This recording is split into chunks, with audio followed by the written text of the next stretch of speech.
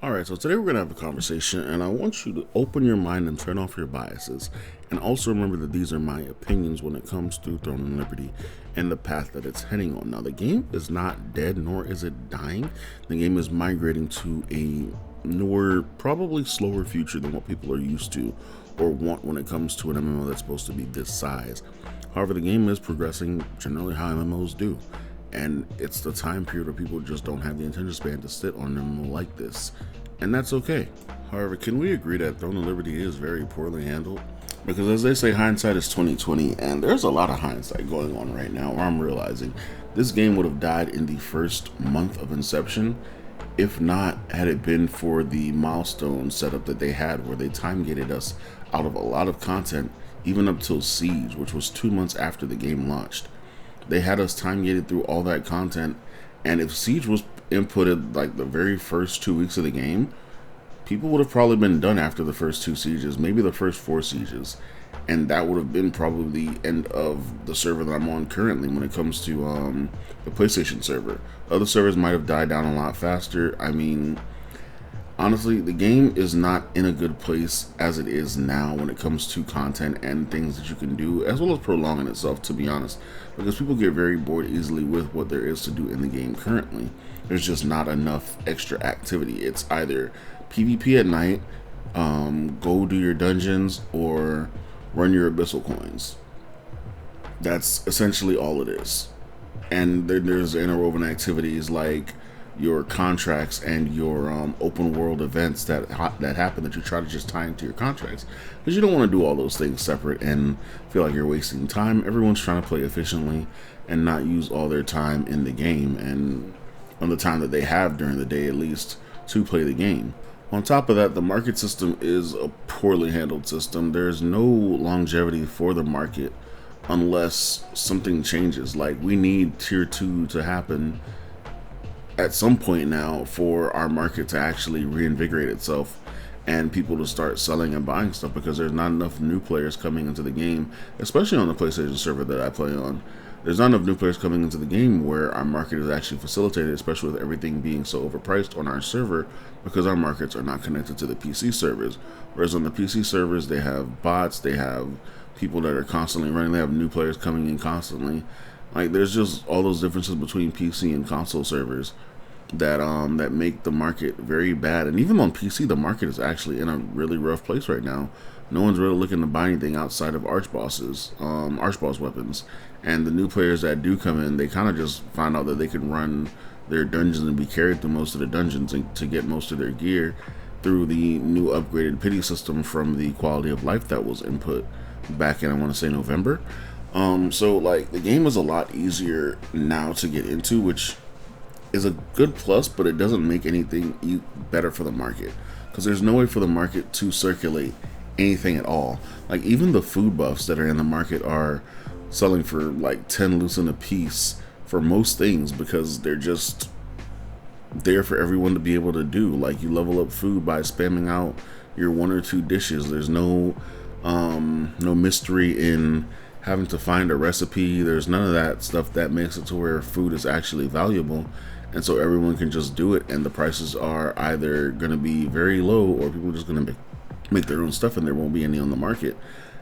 And for the for the way the ingredients come out just from farming on them specifically, yeah, the prices should be a lot higher, but people just don't care about that stuff, and they kind of cut the prices on stuff. If honestly, if the game had a system where recipes were found and it was a basis to where they were rare, then the market would probably be invigorated when it comes to that portion of it. But that's not a for sure thing to say, because people could still find a way to, rig the system in their favor and screw the market. So that's not even a for sure thing. I feel like one of the things that helped actually perpetuate the decline of the economy, especially for PlayStation server, is the ability to do server transfers without cooldowns, because then people were just grabbing things from other servers and then transferring back to PlayStation and selling them for high price, or just taking their loot and going to a more populated crossplay server and buying things for lower price just to get themselves out, then coming back and having all their gear, not needing to actually put into the economy on the PlayStation server.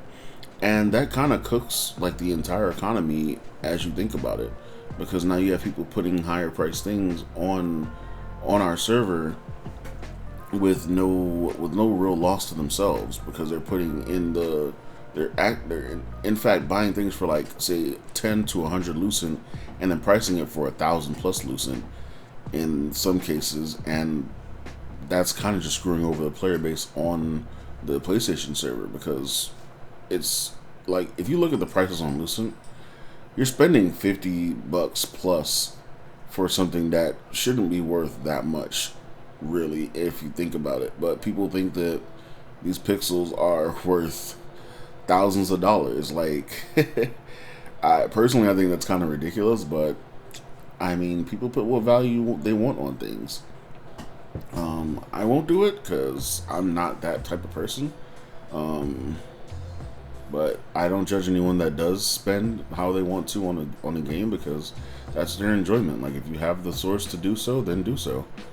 However, getting back to the main problem that is Stolen Liberty is that there's just not enough to do. There's not enough game. The game sold itself as a PvP game, and that's all they seem to have focused on when it comes to the game, is the PvP aspect, the siege aspect, the giant combat, open world combat. Well, not even open world combat anymore, because they took that out like back in Alpha 2, I think it was. But like, the game sold itself as a giant, like, you know, massive PvP game, and that's kind of all there is to it, really. Like, a lot of PvP players only look forward to PvP, so they don't do PvE, and the only reason they do PvE currently is for room, so they can make their PvP better, in a sense. So it's kind of like this game isn't really built well for the players that are here, because the casuals are kind of like just waiting for the hardcore players to just stop so they can actually enjoy the game, because the hardcore players are still overrunning bosses and overrunning the open world dungeons at nighttime, when it's the best time to farm open world dungeons. And yeah, it's just a lot of thoughts I have about this game, and how it was built and how it's maintained. And honestly, I don't think that it will survive, especially on console, when another game drops. Like, when another good MMO drops, or when, not even, it doesn't even have to be a good MMO, it just has to be another MMO. Another MMO drops, I feel like the population on console will definitely decline drastically, and people will take that how they will, to be honest. It's just what it is. As for the PC players, I know the PC players are desperately waiting on Ashes of Creation. I know they're definitely waiting on a few other MMOs that are supposed to be coming out for PC. But Throne of Liberty is going to lose a lot of players when another MMO comes out that's not as intensive as this, I guess would be the word. Because like, this game took a lot out of a lot of people's lives for the first 2 months, especially if you were a hardcore player. You were on this game probably 10 hours plus a day just to upkeep your reputation, upkeep your guild reputation, farming your dungeons, getting to all the events, getting to all the bosses. Like, you were on this game ritualistically pretty much at that point for at least the first 2 months. And even now, like, some people are still on it that way because it's in them at this point. They've broken their sleep system and they're doing it so mechanically that it feels normal, whereas others are kind of winding down, like me. Like, I winded down a lot. I started getting more sleep. I stopped pushing out as much content because I wasn't playing as much. I'm getting back into it now, but not as hardcore. So I'm pushing out more content now.